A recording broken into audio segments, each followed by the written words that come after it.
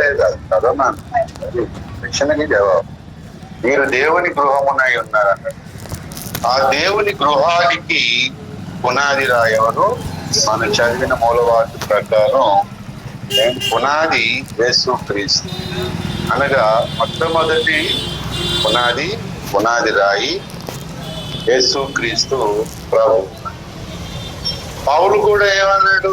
10వ వచనంలో నేర్పరి అయిన శిల్పకారుని వలె పునాది వేసి తిని అని అన్నాడు. అలాగ అన్నాక మళ్ళా ఏసైని ఏమంటున్నాడు? ముఖ్యమైన మూలరాయి అయి ఉండగా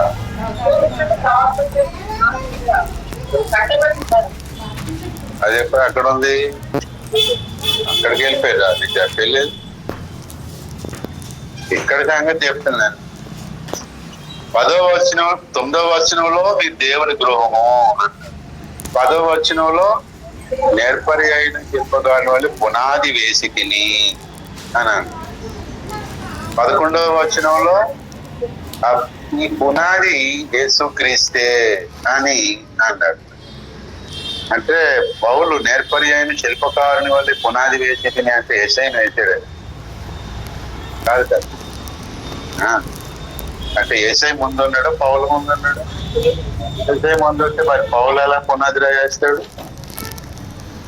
అయితే ఏంటంటే ఇప్పుడు ఒక బిల్డింగ్ కట్టడానికి ఏమో నేను నేర్పరి అయిన శిల్పకారుని వల్లే నేను పునాది వేశాను. అయితే ఆ పునాది ఎవరు అని అంటే పునాది రాయి యేసే. ఇప్పుడు ఆ యేసుని నేనేమో నీ హృదయంలో వేశాను, నీ మనసులో వేశాను. ఇప్పుడు యేసయ్య గురించి ఎవరైనా చెప్తే కదా, యేసయ్య గురించి ఎవరైనా చెప్తే కదా మనం నమ్ముతాం. అలా యేసయ్యని పునాది రాయి అయి ఉన్న యేసయ్యని వేశాను. ఆల్రెడీ రాయి ఉంటది కదా, ఆ రాయిని ఏం చేస్తాం మనం? పునాది రాయిగా వేసుకుంటాం. ఆల్రెడీ రాయి తయారై ఉందన్నమాట. తయారైన రాయిని పునాది వేసుకుంటాడు ఒక ఇంటి కోసం. అలాగే ఆల్రెడీ తయారైపోయి ఉన్నటువంటి పునాది రాయి అనబడిన యేసయ్యని ఏం చేశాడు? బిల్డింగ్ కట్టడానికి కొరకు పౌలు వేసాడు. అనగా ఒక మరి ఊరిలో ఒక సంఘం కట్టాలంటే ఆ సంఘాన్ని కట్టడానికి ముందు యేసయ్యని మనం ప్రకటించాలి. ఆ యేసయ్య పునాది రాయిగా ఉన్న యేసయ్య, ఆ యేసయ్యని ప్రకటిస్తుంది. ఆ యేసయ్యని నమ్మేమనుకోండి, అప్పుడు ఏమైందంటే బిల్డింగ్ కట్టడానికి పునాది పడిందని. మనం యేసయ్యని నమ్మలేదు అనుకోండి, అప్పుడు బిల్డింగ్ కట్టడానికి, మందిరం కట్టడానికి రాయి పడలేదని అర్థమైందా? ఏంటో ధ్యానంలో ఉన్నాను. యేసయ్య దగ్గరికి వెళ్ళిపోయారా? యేసయ్య మీద ప్రేమ. కాబట్టి ఇంతవరకు అర్థమైంది కదా. యేసయ్యని ఏం చేశాడు పౌలు? చేశాడు. ఇప్పుడు ఓఫిరేగా వేస్తాడు. ప్రతి తరంలో ప్రవక్తలు ఏం చేస్తూ ఉంటారు? ఈ పునాదిరాళ్ళు అందరి మైండ్ లో అనగా పునాది బోధలు కదా. పునాది యేసయ్య ఒక వ్యక్తి, మిగతావి పునాది బోధలు. మరి యేసయ్య పునాది అయితే ఒక వ్యక్తి, మిగతావి బోధలు. అయితే ఇప్పుడు యేసు అనే వ్యక్తిని ఒక బోధ చేసి పౌలు ఏం చేస్తున్నాడు? మనకు పునాది రాయిలాగా పెడుతున్నాడు. మరి యేసయ్య గురించి బోధ చేశాడు. యేసయ్యని మనం నమ్మాలి. యేసయ్యని నమ్మితే మనకు రక్షణ అనే సువార్త ప్రకటించబడింది. ఆ యేసు ఒక పునాది రాయి. ఆ పునాది రాయి మన మనస్సులో వేసి దాని గురించే ఆ 1 కొరింథీ 15వ అధ్యాయంలో చెప్పాడు. 15వ అధ్యాయంలో యేసయ్యని 15వ అధ్యాయం మరి 1వ వచనం ఏమన్నాడు? మరియు సహోదరులారా, నేను మీకు ప్రకటించిన సువార్త మీకు తెలియపరుచుచున్నాను అని అన్నాడు. ఏం చెప్పాడంటే ఇంతకు ముందు సువార్త ప్రకటించాడు. అది ఇప్పుడు మళ్ళా ఏం చేస్తున్నాడట? ఇప్పుడు మళ్ళీ ఇంతకు ముందు చెప్పింది ఇప్పుడేమో తెలియపరుచుచున్నాను. అలాగా తెలియపరుచున్నానని చెప్పి ఎవరి గురించి చెప్పాడు? యేసయ్య గురించి చెప్పాడు కదా. 3వ అధ్యాయం 3వ వచనంలో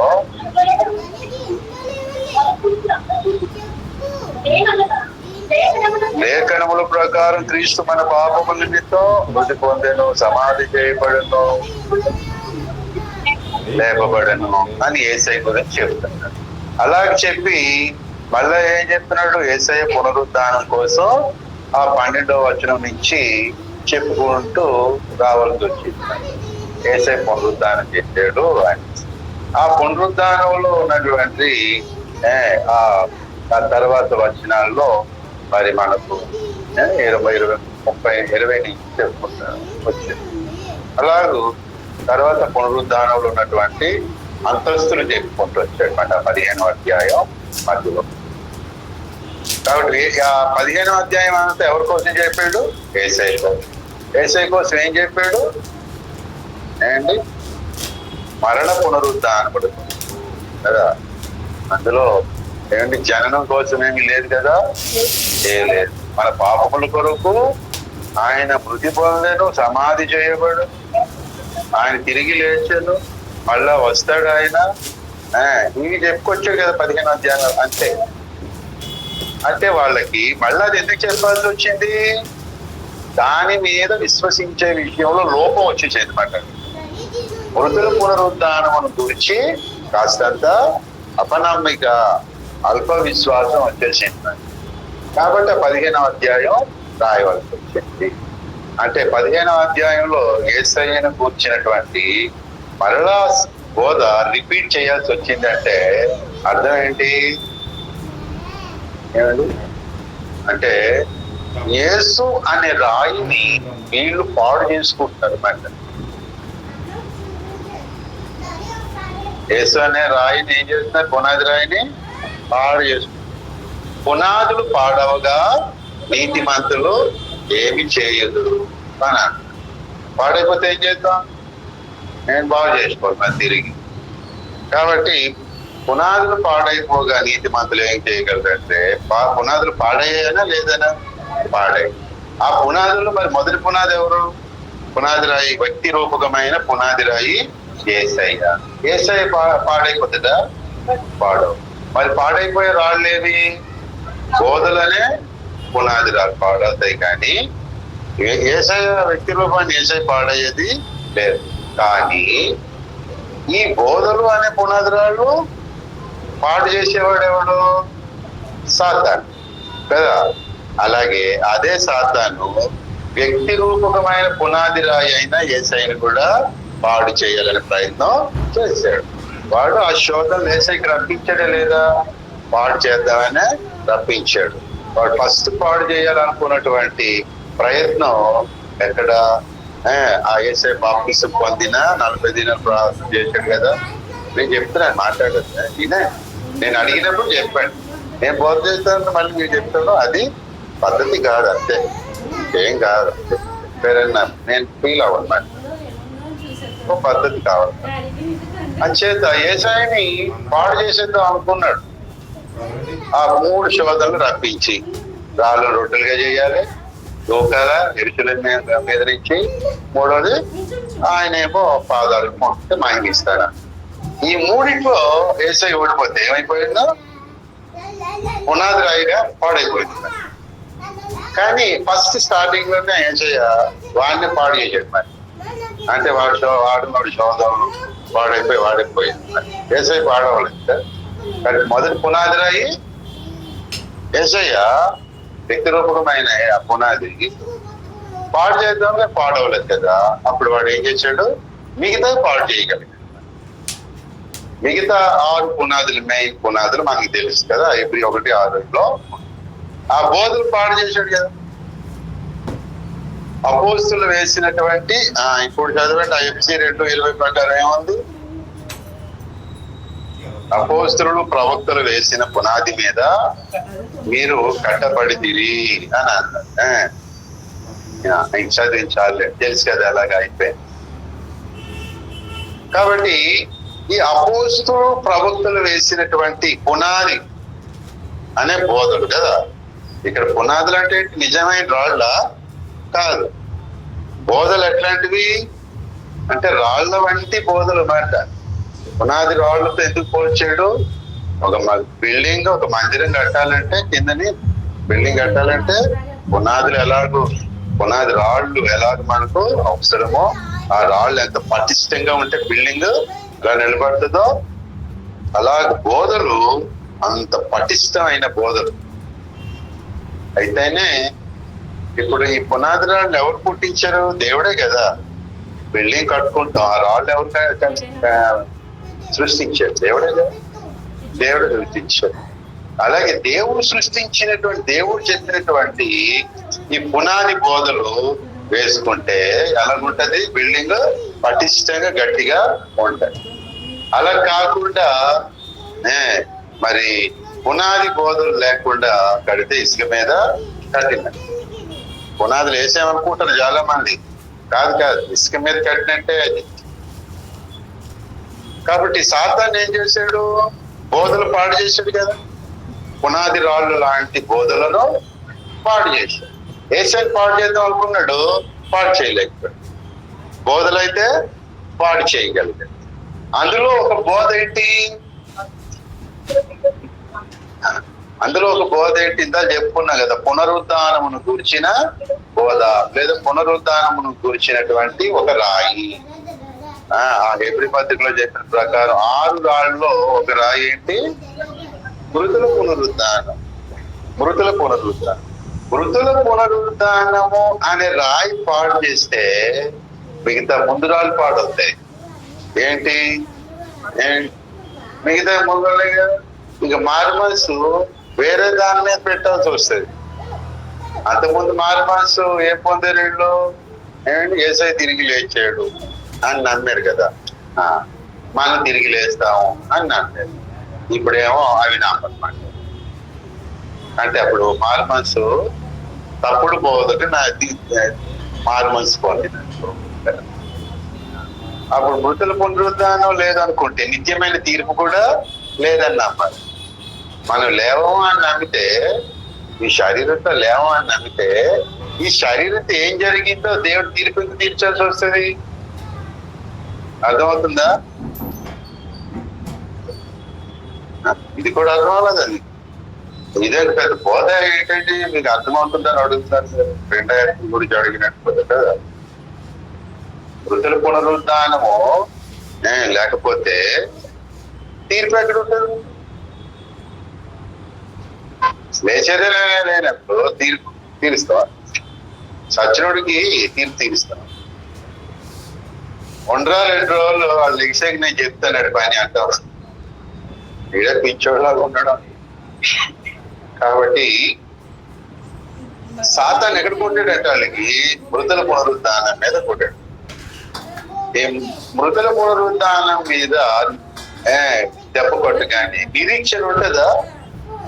నిరీక్షణ లేని ఇతరుల వల్లే మీరు ఉండదు. ఎందుకంటే ఏసై మళ్ళా వస్తాడు, మృతుల ముందు లేస్తారు అని అన్నాడు కదా.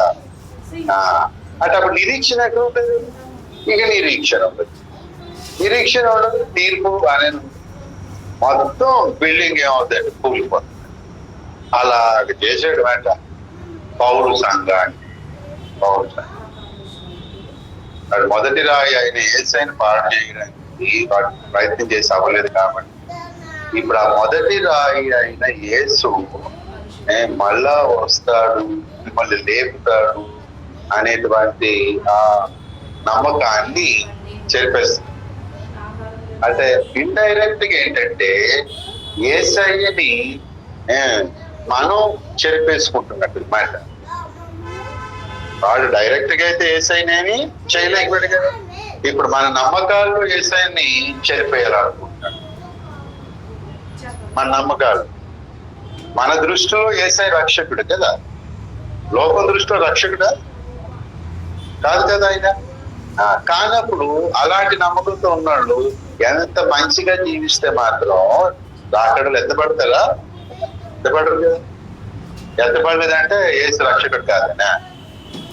వీడి హృదయంలో కాదు, వీడి నమ్మకాల్లో కాదు కదా. అలాగే సాతాను మృతుల పునరుద్ధానములో మనము లేవకూడునట్లు, కొరింథీయులు లేవకూడునట్లు అపనమ్మకాలు సృష్టించి యేసు మీద నమ్మకాలు చెరిపేస్తున్నారు.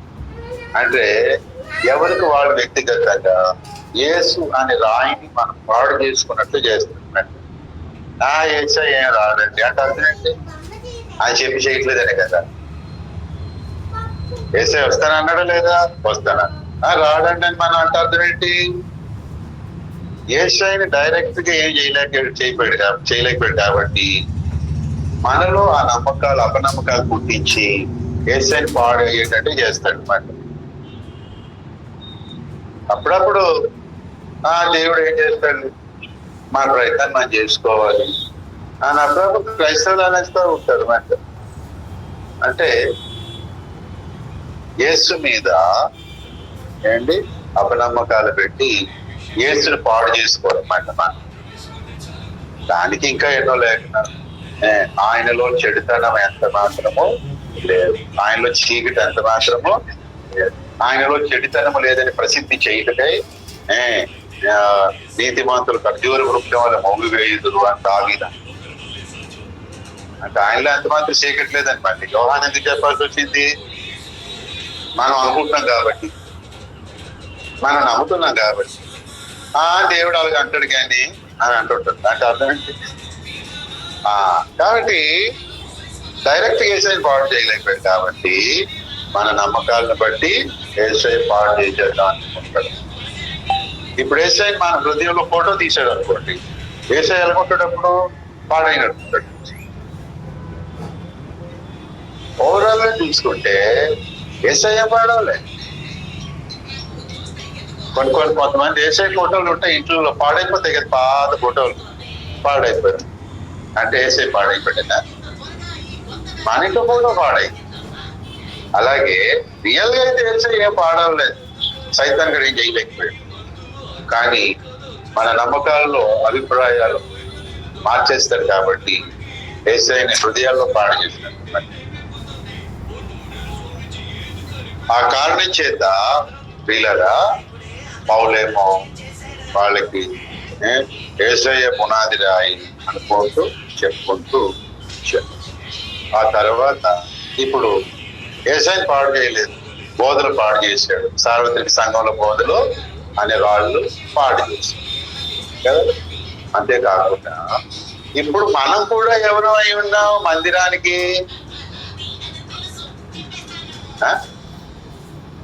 పర్లేదు ఏదో చెప్పండి, ఏమని అడిగినప్పుడు చెప్పాలా, అడుక్కోవాలనేప్పుడు చెప్పేస్తున్నారు. అదే సార్ కలిపేస్తే అందరూ పోతుంది కదండి. మనం కూడా సజీవు రావడమే కదా ముఖ్యమైన మూలరా యేసయ్య. ఆ తర్వాత మనం కూడా సజీవంగా చెప్పండి, నిర్జీవంగా చెప్తారేంటి? పేతురు రాసిన మొదటి పత్రిక 2వ అధ్యాయం 4వ వచనం చూడండి. గట్టిగా చదవాలి కానీ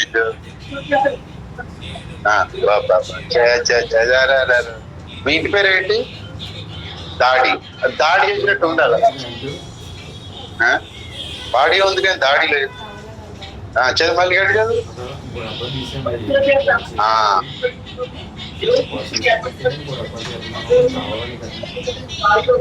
రాయి అగు ప్రభువు నద్దకు వచ్చిన వారై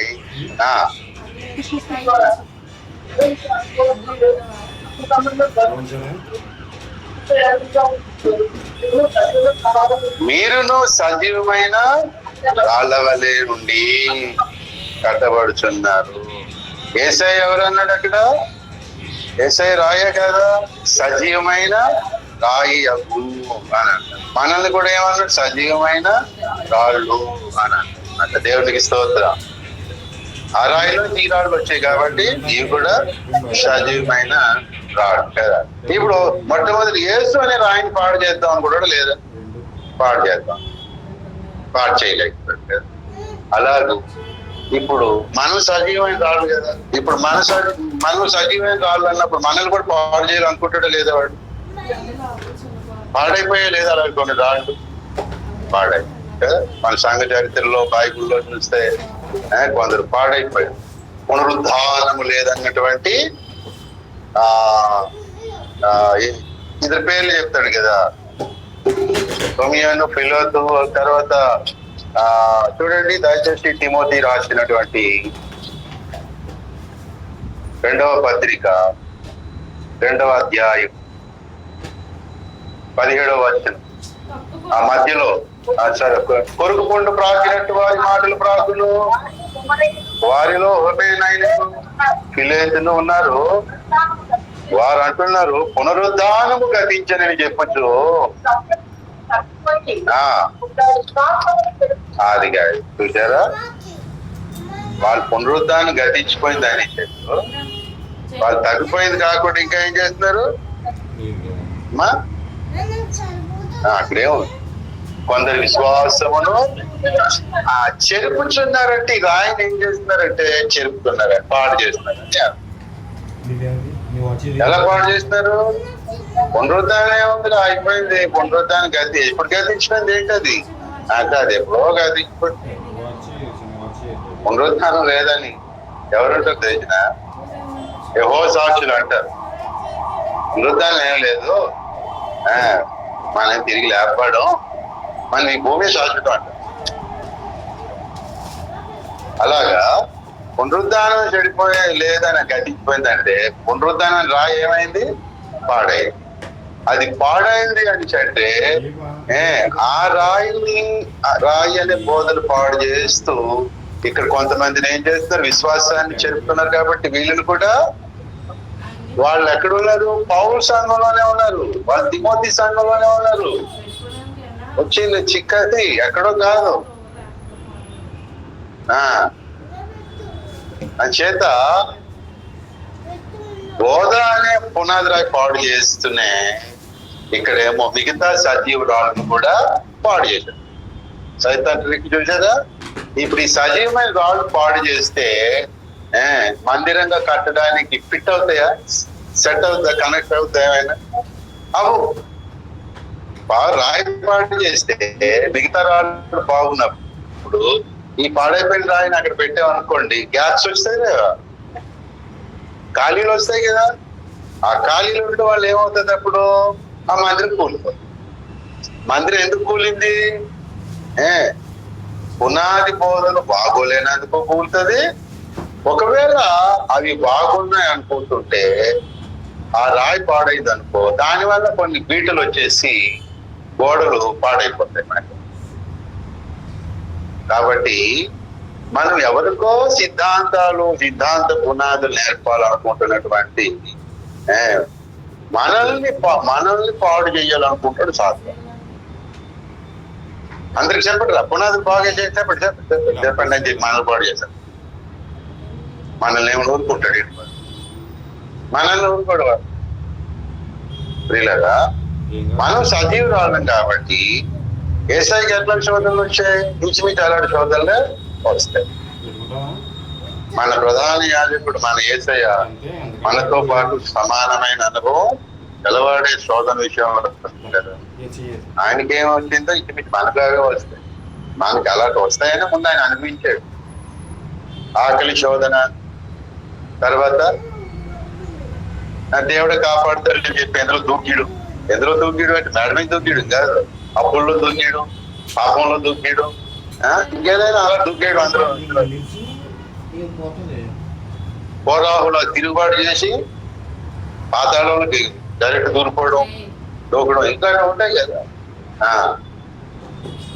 అలాగే నా కాళ్ళకు మొక్కితివా నీకు అన్ని ఇస్తానంటే రాజీ పడిపోతా ఉంటాం మాట సాతానుతో. వాడు దేవుడు ఒకటి చెప్తేనేమో మనం ఇంకొకటి నమ్ముతా ఉంటాం. మన యొక్క అవసరాలు, మన సాటిస్ఫాక్షన్ కోసం. ఒకసారి ఆడటానికి మొక్కేసినామే, దేవుడు వద్దు అన్నది చేసినట్టు వాడు కాదు ముఖ్యమైన. అలాగూ ప్రియులరా,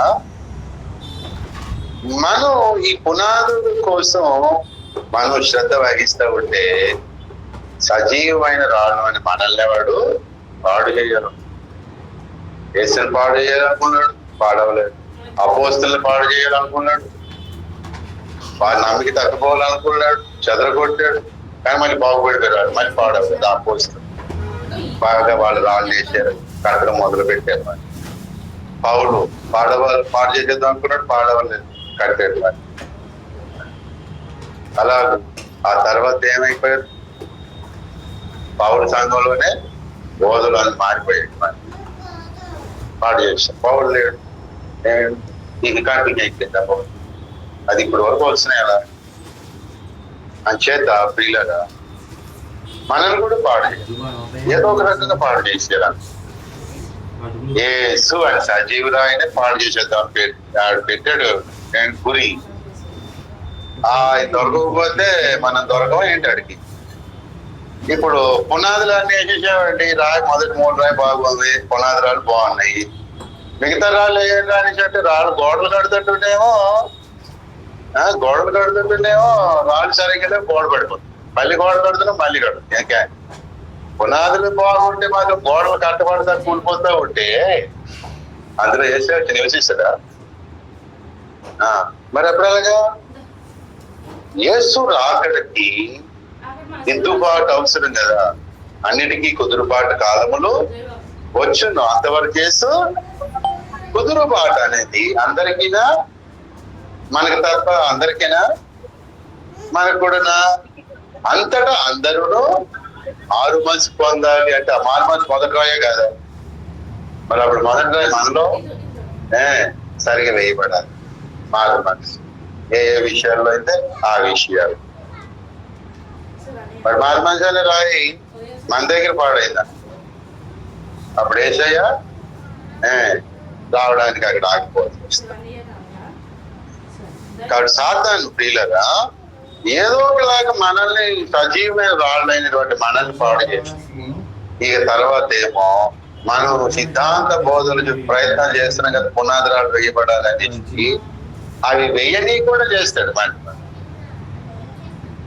కాబట్టి నెహెమ్యా వాడు ఏం చేశాడంటే 50 రోజుల్లో రిపేర్ చేసి బాగు చేసి కట్టేశాడు కదా నెహెమ్యా. ఎంతో శ్రమను ఉంది. ఎజ్రా ఏం చేశాడంట, పునాదులు తిరిగి మరమ్మతు చేశాడంట. నెహెమ్యా నూరుతో గోడ కట్టేశాడు. ఇప్పుడు ఆ గోడ రాళ్ళు ఏమో మనం అనుకుంటాం మనల్ని పాడు చేస్తాడు, మనం ఏదో ఒక రకంగా పాడు చేసేస్తాం కదా. మరి ఆ పాడైపోయి కనెక్ట్ కాలేకపోతాం. ఒకరికొకరు కనెక్ట్ కాకపోవడం తర్వాత సంగతి, ముందు ప్రవక్తకి కనెక్ట్ కాలేకపోతాం. ఆ గోడలో ఫిట్ అయిపోయేటట్టుగా రాళ్ళు ఉంటాయి. ఈ రాయికి ఆ రాయికి పడదు. ఈ 2 రాళ్ళు మధ్య ఏమవుతుంది, రాయి రాబడి ఫైర్ వస్తుందా లేదా కాలిపోవడానికి, మొత్తం మంది తగలబడిపోదా. నేను ఎదురుంటే చాలు కదా, ఏదైనా తోటలో కాను ఉంటే చాలే. అవ్వ అనే రాయి, లూసిఫర్ అనే రాయి 2 రాసుకున్నాయి మాట, మొత్తం ప్రపంచం తగలడిస్తారు. ఇది నిజమా? ఈ పండు తింటే మీరు దేవతలు అయిపోతారు తెలిసిన అంతే పాడు. మరి సింపుల్ పాడు చేశాడు మనల్ని లేకపోతే.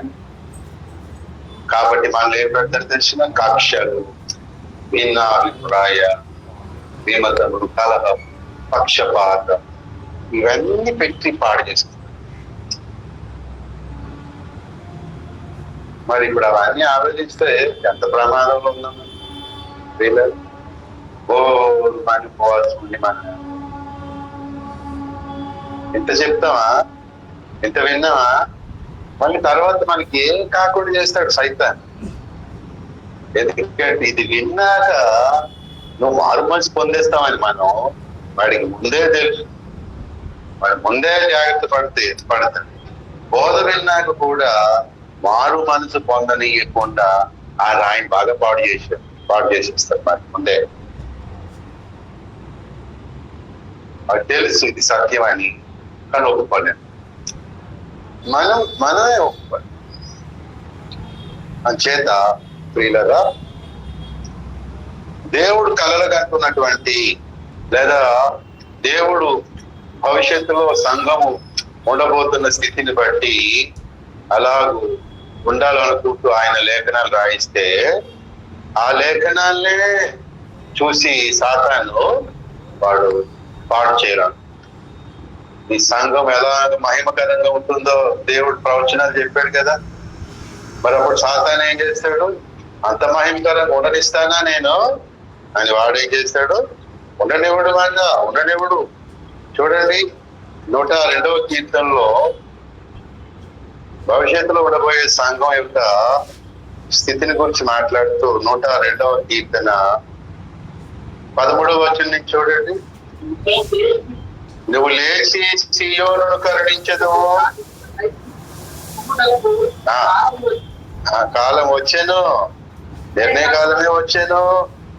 దాని రాళ్ళు నీ చదివేస్తాను. దాని రాళ్ళు నీ సేవకులకు ప్రియములు, వారు దాని మట్టిని. నీ సేవకులకి ఏంటి ప్రియములు? దాని రాళ్ళు. దేని రాళ్ళు? సియోను రాళ్ళు. సంఘం సియోను ఏంటి అన్న, యెరూషలేము అన్న, సంఘము అన్న, ఇవన్నీ ఒకటే.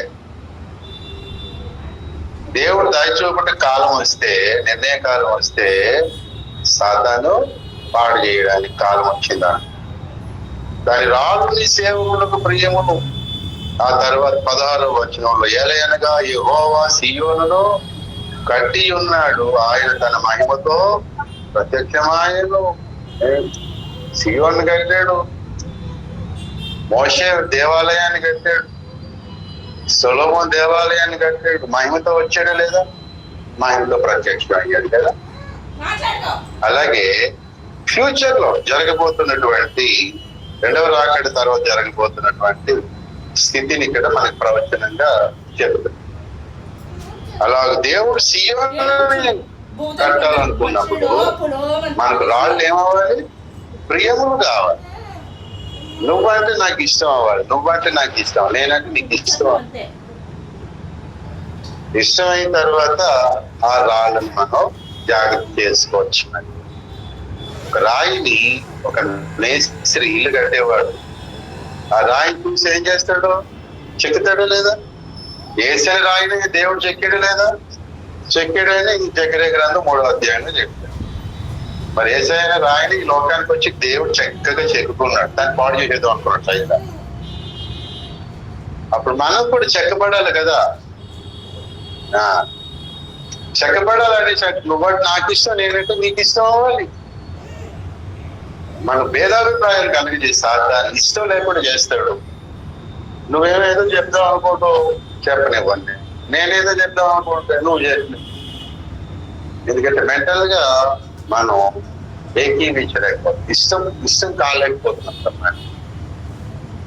దాని వలన మనం దుష్టుల వల్ల పాడైపోయే ప్రమాదం ఉంటాం.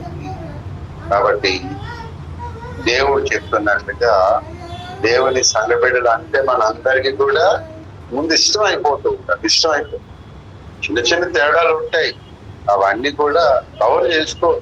ఆ తేడాలను బట్టి నువ్వు ఒక సజీవమైన రాయి, నేను ఒక సజీవమైన రాయి అంటే మనకు ఉన్నటువంటి పొరపాట్లకి ఈ సజీవమైన రాయి ఏమైనా తక్కువైపోద్దా? ఇది అంత అమూల్యమైన రాయి కదా యేసుతో పాటు. సాతాను ఏంటంటే మనకి అభిప్రాయం కలగని పాడు చేసేసే ప్రమాదాల్లో ఉన్నారు.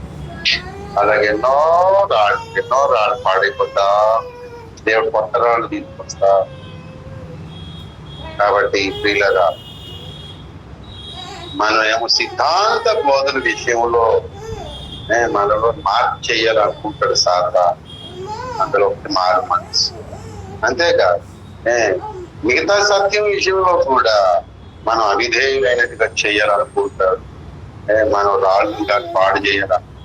వాడు మనల్ని పాడు చేస్తే మిగతా వాళ్ళని బాగు చేయడం అడిగి వాడికి ఆటంకపడుతున్న పెద్ద కష్టమేం కాదు. మనల్ని పాడు చేస్తే మిగతా రాళ్ళు బాగుపడతాయా? సంఘంలో రాళ్ళు ఎలా బాగుపడితే? అంచేత వాడు మనల్నే టార్గెట్ చేసుకుంటాం. ఎస్ఐనే టార్గెట్ చేసాడు. అసలు అక్కడ కానీ రాయి ఏమైనా అయిందా? అయిపోయింది, మందిరం కట్టడు కాదు, ఇంకేమన్నా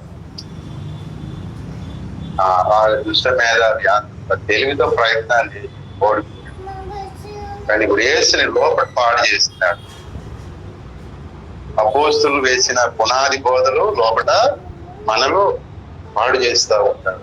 అలా మనల్ని పాడు చేసేస్తాం. కాబట్టి మనం జ్ఞానం కలిగి మందిరానికి ఉపయోగపడే సజీవమై రాయగానే మనం జాగ్రత్త పడదాం దేవుడి సహాయంతో. అలాగే సార్వత్రిక సంఘ ఏంటి లేదా మందిరం కట్టబడటానికి మనం ముందుగా దేవుడు మనకు సహాయం చేయడం. ప్రార్థన చేసుకుందాం. కళ్ళు మూసుకోండి. హల్లెలూయా, స్తోత్రం స్తోత్రం స్తోత్రం. ఒక్క నిమిషం విన్న బోధనటువంటి ఉపదేశాన్ని బట్టి ఒక్క నిమిషం ప్రార్థన చేసుకుందాం. ప్రభువా నాయన, నిన్నే పాడు చేసేయాలని ప్రయత్నాలు వాడు ఉన్నాడు, కానీ నీవు వాడి వల్ల కాలేదని అది మాలో ప్రభా వ్యక్తిగతంగా నాయన పాడు చేయాలనుకుంటున్నాడు. నీ ప్రభా జ్ఞానం దయచేయి, జాగ్రత్త పడుటకు సహాయం చేయి. మారు మనిషి అనే రాయి మాలో పాడు చేశారనుకుంటున్నాడు. పునరుద్ధానం గతించిందని వాళ్ళు నమ్మేశారు. సహాయం చేయి ప్రభా. సజీవమైన రాయిగా నేను ఉండాలి మందిరం. ప్రియులారా, మన దగ్గరకు వచ్చి కూడా వెళ్ళిపోయిన కొంతమంది ఉన్నారు. అంతకుముందు ఏ సంఘంలోకి వచ్చారో దుర్బోధుల సంఘం మళ్ళీ అక్కడికే వెళ్తున్నారు. అదే వాళ్ళకి అర్థం అవ్వలేదు. పాడు చేశాడు ఆ రాళ్ళను కూడా. అందుకనే కర్మేలు ప్రార్థనకి రావాలని చెప్తా ఉంటాం.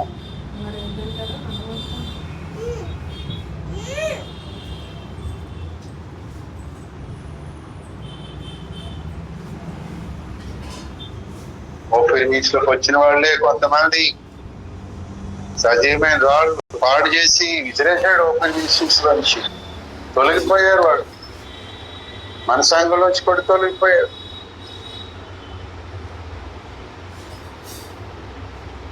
మన జాగ్రత్త పడాలని దేవుడి దినం హెచ్చరిస్తుంది. నేను స్థిరంగా ఉంటాను అని మనం చెప్పలేదు. జాగ్రత్తగా కొరకు మనం జాగ్రత్త పడాలి, భయం కలుగుతున్నాం. దేవుడు మాకు సహాయం చేయగాక. మంచిది. మనం ప్రార్థన చేద్దాం ప్రియులారా. ఒక్కొక్కరు మనం ప్రార్థన చేద్దాం. 3